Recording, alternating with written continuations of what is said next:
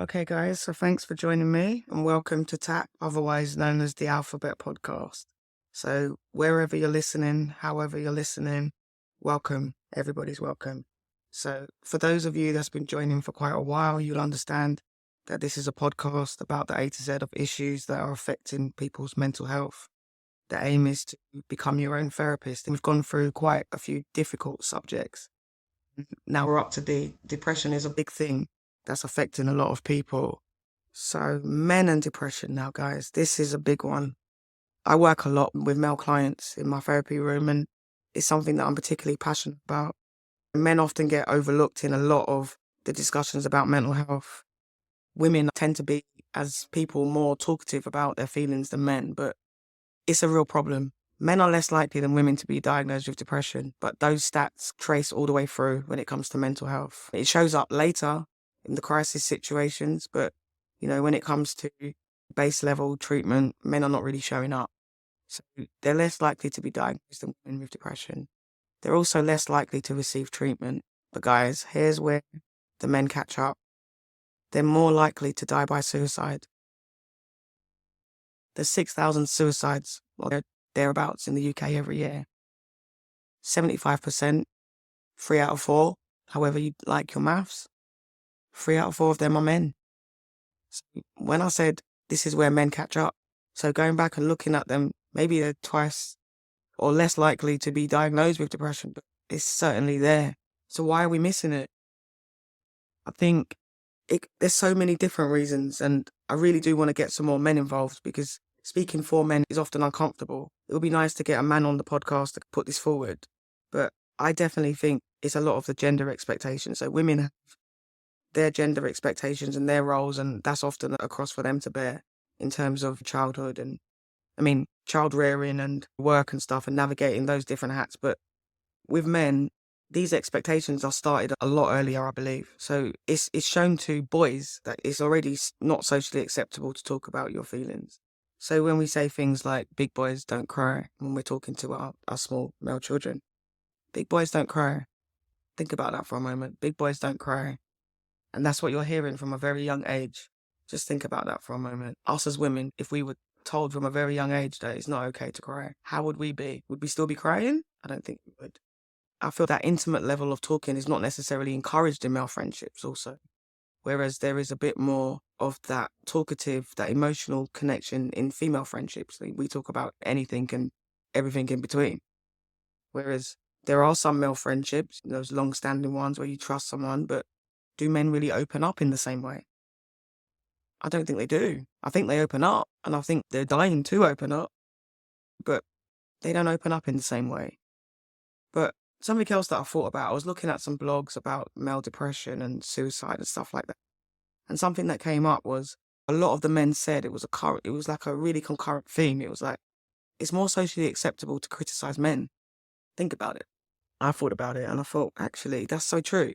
When I think about the words that I hear thrown at men, things like waste man, sperm donor, fuckboy, and this is a word that I hear a lot, narcissist. Now, guys, narcissists do exist, but not every male that doesn't treat you properly or does certain behavior is a narcissist. So we got to stop labeling men that we break up with as narcissists. It's very damaging to those that are not narcissists. You may well be not compatible with a person. You may well have some flaws. You may well have some things you need to work on, but that's a big jump. Narcissism is a whole different ballgame. When you've been with a narcissist, you will know the difference. So it does seem to be more socially acceptable to criticize men. It's less so for women. Women do get criticized, don't get it twisted, but it's less socially acceptable. We tend to think, oh, men can take it. We're just going to say what we want to say. But actually, how is that affecting their mental health? And then we got to look at how it presents in men. It presents differently. Are men even recognizing that they're depressed? Probably not. And if they are, what are they doing? Maybe going to the gym, maybe drinking and smoking a bit more, maybe starting a fight. Are we missing the signs? Yes, we definitely are missing the signs. And then I looked at some of the things that is impacting men and what's the underlying causes for them. And the big things that came up were finances. Now, issues with finances often trigger mental health episodes in men. And I think once again, it goes back to those expectations. A man's got to be the breadwinner. And it's a source of great shame for men. Sometimes when they struggle with finances and the expectations that their partner and their kids may have. But another big one is relationship breakdowns. And I often think of it from a woman's perspective. We're heartbroken, we're eating ice cream, we're crying, but actually, what does that look like for men? Men often lose their home, access to their children when they break up with a partner. So I was looking at the blogs again, and it says we got to look at the inequality in the family law system. So the same way how women are being discriminated against in society and there needs to be equality, I would suggest looking at the family law system. Women tend to nearly always be awarded custody. But what's the knock-on effect for those good dads out there that have done nothing wrong and are separated from their children? How does that affect their mental health? Even the finances, the financial aspect of divorce even. Women tend to keep certain things and the split tends to start at 50-50. So how does that impact on a man's mental health? What else, when it comes to men, have I thought about? I think I'll leave that there with men.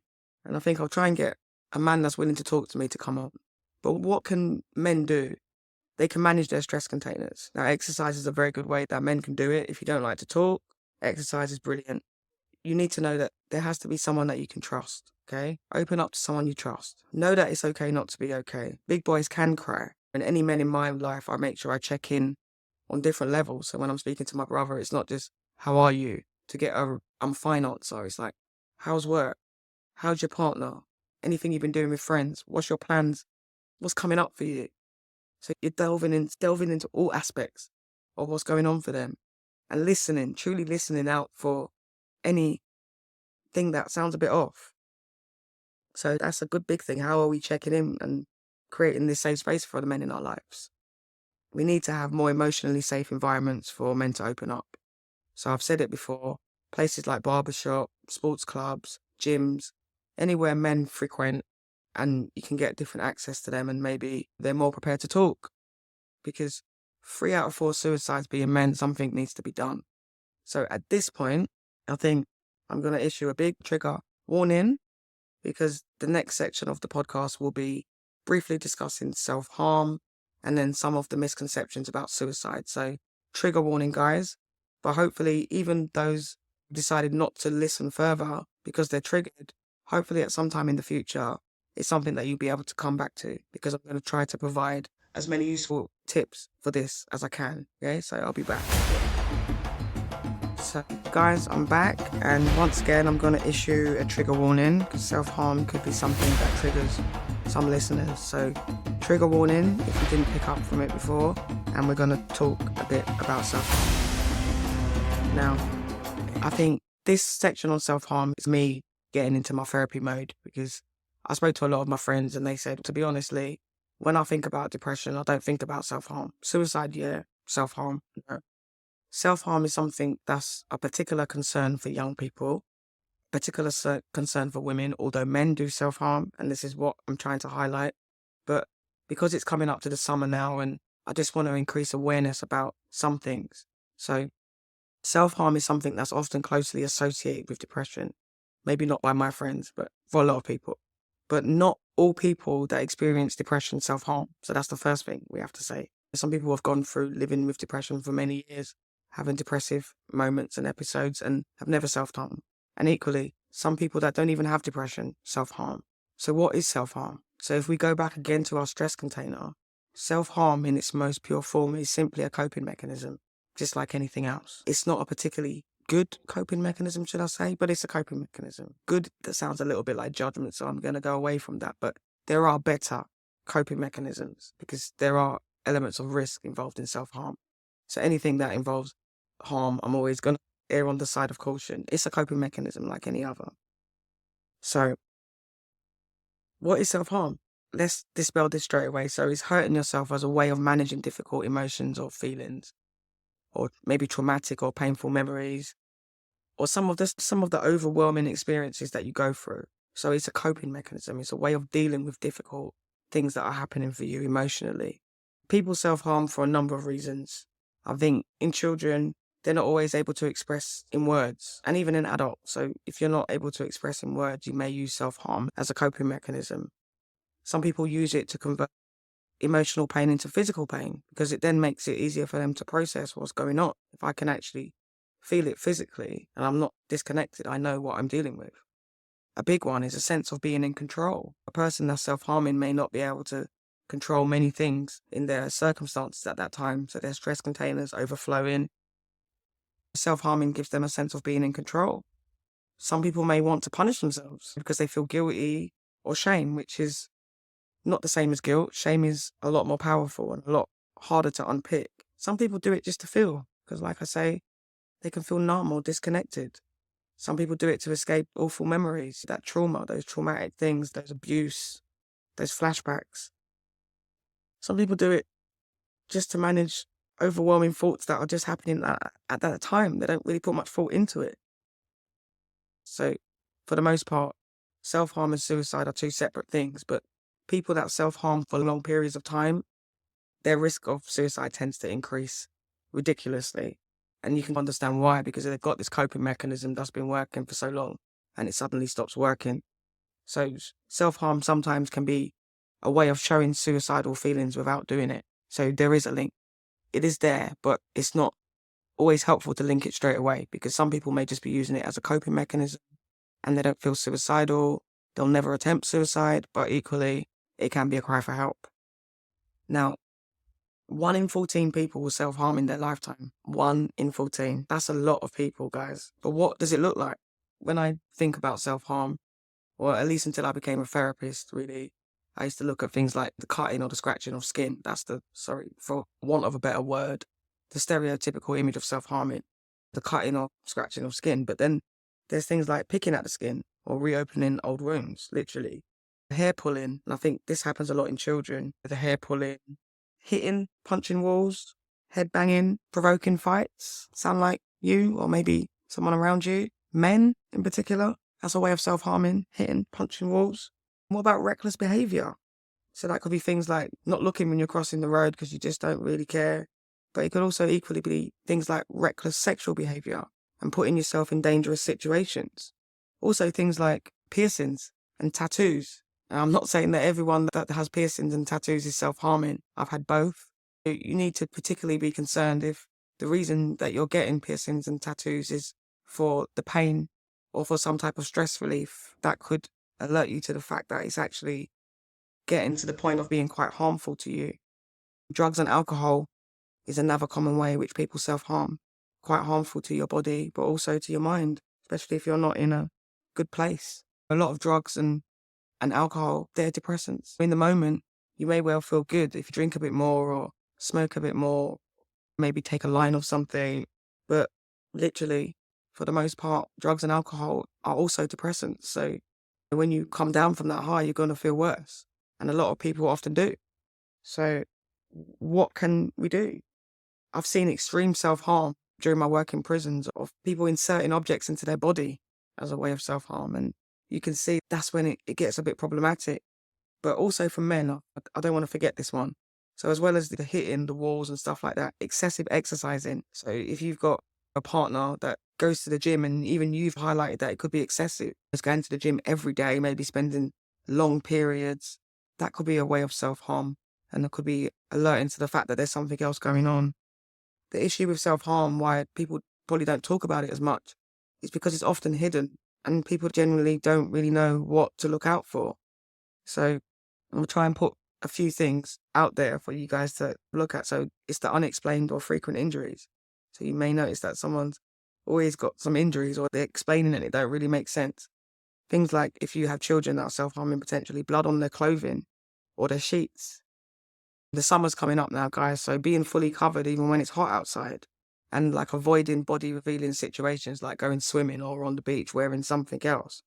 And again, I just want to say there is a link between self-harm and depression and suicide, but it can be quite confusing.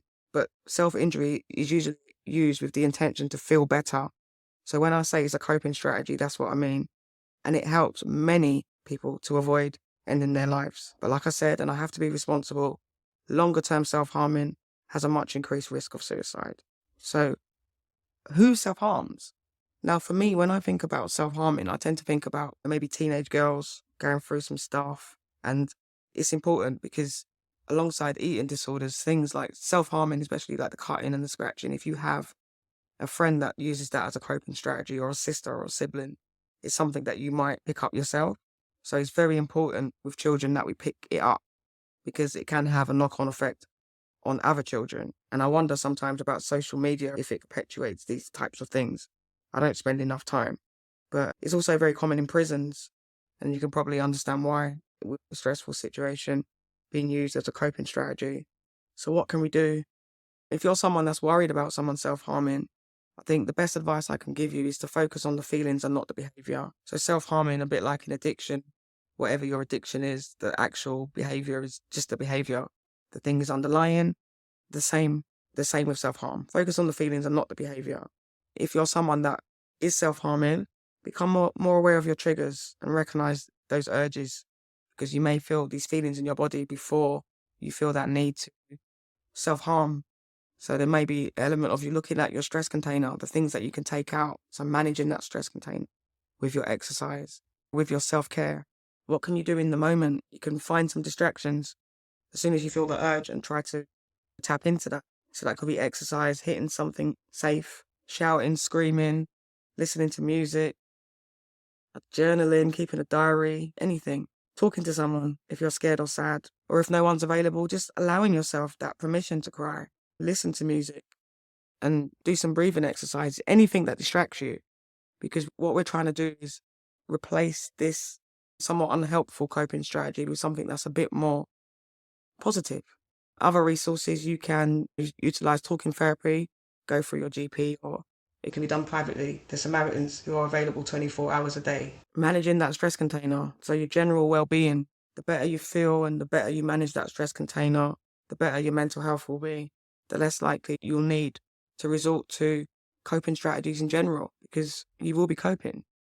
So there are things like self-injury support for women and girls. Again, Young Minds as a guide for young people having issues with self-harm in their family. Harmless.org.uk, which is a user-led organisation that supports people experiencing self-harm and their families. So once again, guys, the more you can educate yourself about things that you don't know, the better you'll be. The National Self-Harm Network. And if it's your child that you're worried about, you can go through the school, because we've already said that going through CAMS, Children and Adolescent Mental Health Service, via the school will get your child closer to the top of the list, shall we say, because the waiting list is absolutely ridiculous. So I've wrapped that up. I think it's something that we can revisit if people want me to, but for the most part now, I'm just trying to create awareness. And we're going to move on now to suicide. So big trigger warning. I'm actually going to take a few moments to compose myself before coming back and having a brief look at suicide and how we're having these difficult conversations to try to prevent some of these preventable deaths. Okay? See you in a bit. So guys, once again, I'm going to throw out the trigger warning. We're going to just have a brief look at suicide and some of the things that we can do if we feel like our loved ones may be experiencing some suicidal thoughts, or if we're actually feeling suicidal ourselves. So it felt irresponsible not to put this on the podcast. 1 in 5 people will have suicidal thoughts in their lifetime, and 1 in 15 people will actually go on and attempt suicide. Suicide is a big issue worldwide, and I'm suggesting that with the pandemic, it would have increased. And like I said earlier, the most comprehensive figures have not been done since 2018. So if you think that's pre-pandemic, so it's going to look a bit different. But I've seen varying figures, and all I can say is that more than 700,000 people, probably closer to 1 million, maybe more than 1 million people die worldwide due to suicide. 6,000 people die by suicide in the UK each year. It's the biggest killer of men under the age of 50. Also, the biggest killer of people under 35 in general, so that's men and women. And very alarmingly, 200 school-age children die each year by suicide. It's one of the leading causes of death for 10 to 19-year-olds. Big, big problem. And you might have noticed that I said died by suicide. We don't say committed suicide, guys. We're not supposed to have said that since 1961, when that's when it stopped becoming a crime. So it's very important that we learn to go with the changing language. Committing suicide has a lot of judgment put into it, and it suggests that it's some kind of criminal offence, which it isn't. So died by suicide is absolutely fine. Took own life is also fine. To me, the 6,000 deaths that occur each year in the UK I would say a high percentage of them are preventable. Women, interestingly, are more likely to have suicidal thoughts and make more attempts than men. But, and there is a big but, men are 3 times more likely to take their own lives. 3 times more likely. That's a lot. And that's where men start to show up. And men tend to take their own lives in a lot more violent ways than women. So let's have a look at some of the risk factors. So again, if it's difficult, guys, please don't be hard on yourselves. It's okay to not listen. But some of the risk factors involved may be previous attempts of suicide, previous suicidal ideation, a mental health condition like depression, but not just depression. Schizophrenia has a high incidence of suicides, other disorders like anorexia. So it's not just depression, guys, but depression is a big one. Traumatic experiences. So something very traumatic happens, it can cause someone to be in a crisis situation very quickly. And this is a big one. The misuse of substances. And the reason why it's such a big one is because someone that's under the influence of substances is more likely to do something compulsive. So if they're already having those thoughts, it wouldn't be such a big step if you're drinking alcohol, taking drugs, to be impaired. I think of that song, I've been drinking more alcohol for the last 5 days. Did you check on me?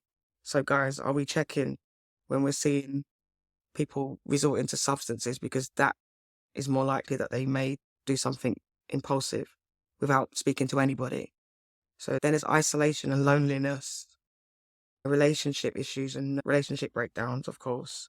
But then the chronic illness, which we've already alluded to, and the barriers to care. Are people that are brave enough to say how they're feeling being given the right treatment? And that's what I tend to worry about. But a big thing for me, and I hear it a lot of the time when a celebrity maybe takes their own life, and the example I had of that was the DJ from The Ellen Show. He took his own life, and everyone was saying the same thing, and no, he couldn't have took his own life. He's on TikTok doing this, and there's this misconception that there are no real signs. I challenge this because in a lot of cases there are signs, but we just need to get better at what we're looking for and have more confidence to engage in these conversations that may just save a life. So I think the first thing we can do is look at some of these myths. There are no signs. There are signs. When it comes to suicide, there are signs, but the signs, they look a bit different. So we're looking again at the hoodie and the backpack. Those are all the signs. What's in the backpack, what's on the front of the hoodie, all of those things are there. There are signs. Another myth, asking about suicide makes it more likely for the person to do it. That's not true. The opposite is actually true. Asking clearly about suicide does not make things worse. It's actually the first step towards that person receiving the help that they need. So if you're worried that you might be saying the wrong thing in this situation, you're not saying the wrong thing. Not talking about it would have a more adverse effect.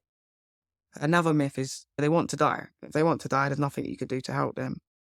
I challenge that. Maybe suicidal people, they want to end the pain they're in, the torment they're in, the situation they're in, and maybe the pain outweighs the coping strategies that they've been using, maybe the self-harm, the alcohol. But there are signs, guys. So let's have a look at some of these signs.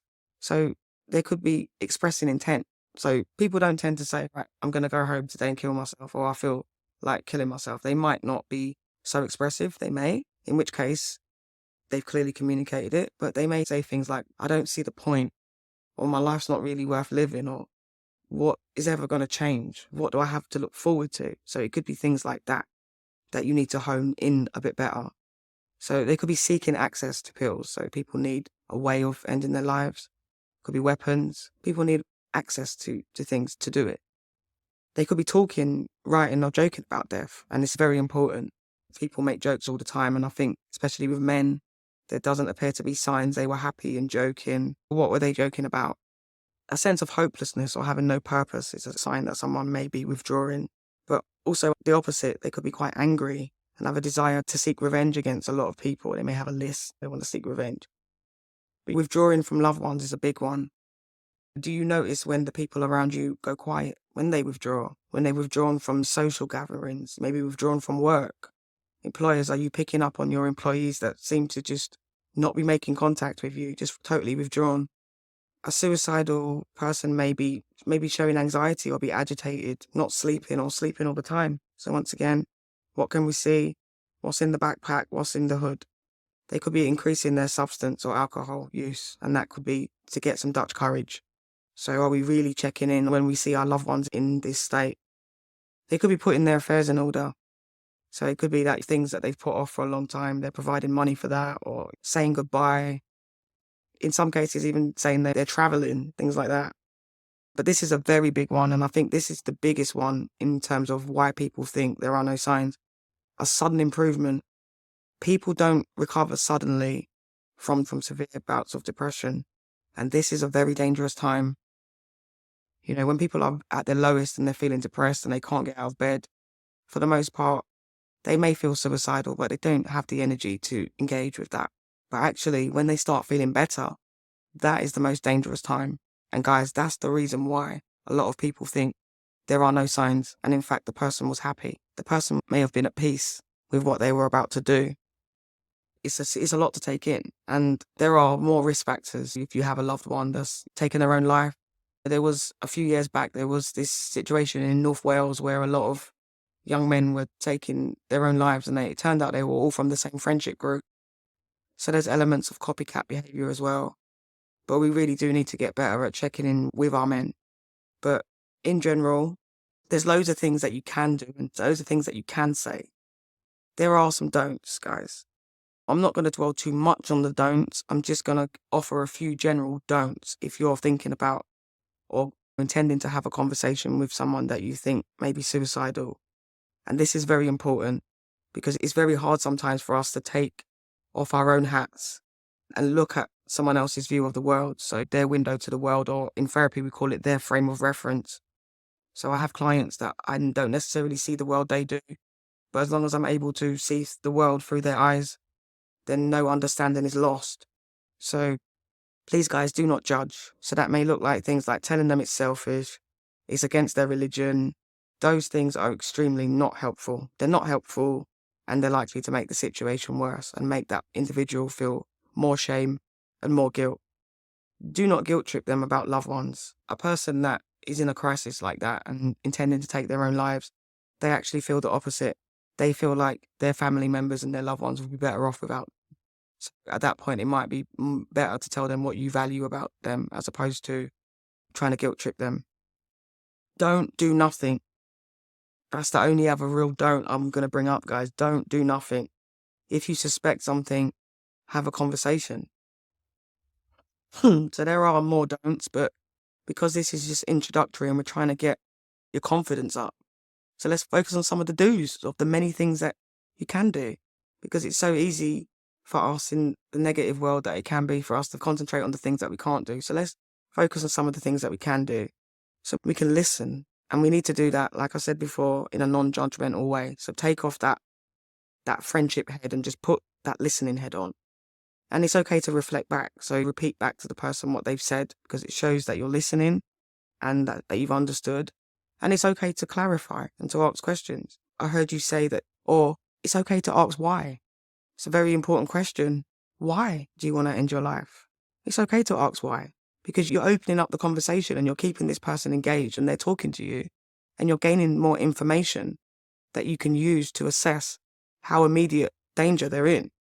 So me as a therapist, when clients tell me they're suicidal, I ask them if they've got a plan, if they've thought about how they would do it. And like I said, that just allows you to assess how imminent this danger is. It's okay to ask them if they've been drinking or taking drugs, because like I said, that's a big risk factor, especially in impulsive behaviour. It's okay to ask them how long they've been feeling this way and if they've ever felt this way before, because actually by asking them if they felt that way before, you're actually giving them an opportunity to talk about the things that they used, the strategies that they used to overcome it, because they're still here. So what did they use before? Ask them who they can turn to for help or what they find helpful in a crisis and try to encourage that. But the most important thing is to listen and support. And it's okay to say, would you like me to stay with you? Because that person is going through so much torment in that moment. So we can have these conversations. We don't have to be experts. We just don't have to avoid it. 6,000 preventable deaths. Imagine 6,000 conversations. So guys, it's really important. So it's always important at the end of a podcast, and especially one that's been as heavy as this, that we summarize and just concentrate on some of the good things, because it has been quite heavy. We've looked at the different types of depression, different ways in which depression affects different sectors of the community. We've looked at workplace, children, women, men. But some of the more general things that we can do for ourselves to manage depression is practice mindfulness. So that's going for those walks. Mindfulness is a great way of remaining in the present. So like I've already alluded to, anxiety is a lot to do with what's not happened yet, so the future. Depression is the backpack and a lot of the past. So if we can do activities that focus on being in the present and meditate, mindful walks, that will help. Manage our stress containers. So with the exercise, the self-care, look after our physical health, because physical health and mental health are very closely related. So exercise is a good way to do both. Remember, depression comes in different severities, mild, moderate, severe, and you can recover from depression. You may be living with depression at the moment, but it doesn't have to define you. Get better at recognizing your triggers. That's important in any kind of mental illness or any poor mental health. Have a support system and tap into it. And know that sometimes people say I'm fine, but I'm fine means different to everyone. Don't be afraid to go to your GP and ask for help or access talking therapy. But if that's not the way you want to go, there's loads of support groups out there that can help you. I think it's important that we all as individuals start avoiding some of the unhelpful language around mental health, because there is a lot of stigmatized language, and try to use language that encourages the prospect of recovery. We need to start addressing stereotypes. So that's the big boys don't cry, the misogynoir. We need to get better at noticing people's changes in behavior, and just know that you can recover from depression. So I want to end this podcast on a happier note. I was doing my research and I come across this organization, this non-profit organization, but they have 10 keys. I think it's Global Action for Happiness or something along those lines.